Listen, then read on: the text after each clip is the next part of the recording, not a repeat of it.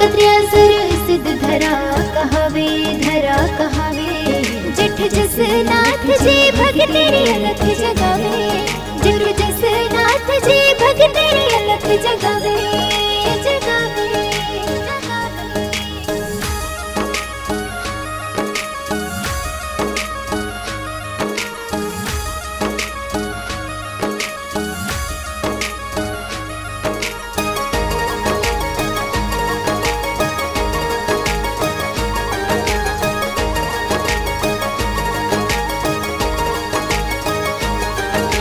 पिता हमें जी मारू पाद लाड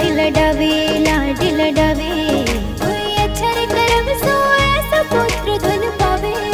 कोई जानी को तरवे ऐसा पुत्र धन पावे हाँ पावे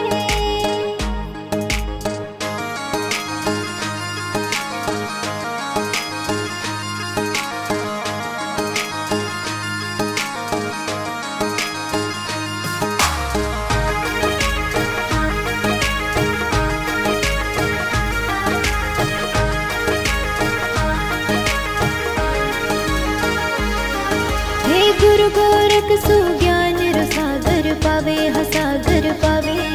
गुरु जसवंत सो जस नाथ जी कहावे गुरु जसवंत सो जस नाथ जी कहावे कहावे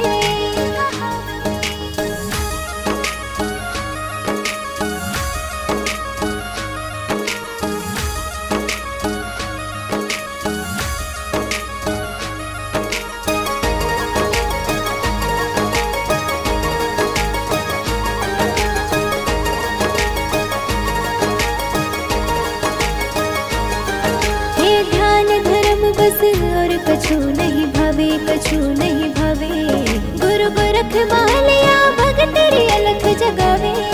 गुरु गोरख मालिया भगत तेरी अलख जगावे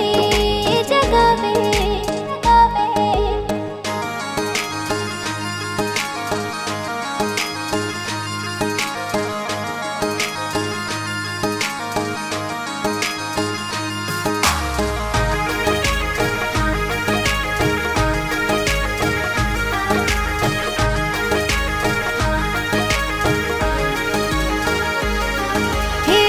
तेरो मार्ग छत्तीस नियम बतावे गुरु जी बतावे जी कोई पालन कर ले धाम में कुंठ वो पावे जी कोई पालन कर ले धाम में कुंठ वो पावे हाँ पावे